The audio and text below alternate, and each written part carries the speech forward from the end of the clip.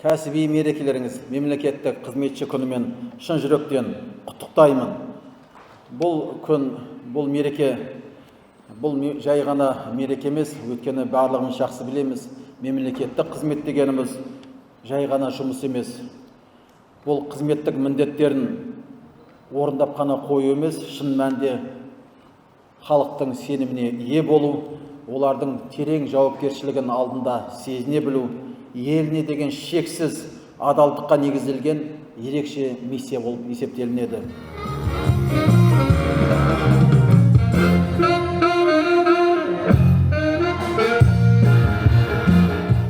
Бүгінгі қызмет өте ерекше ме деп ойлаймын.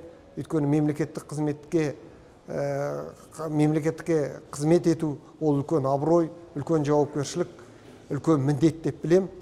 Сол міндеттері, абыройлар асқақтай берсін.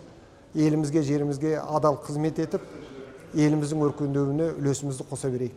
Қазақстанымыз көркейе берсін, туымыз әр уақытта көк туымыз желбіресін, үлкен жетістіктерге жетейік.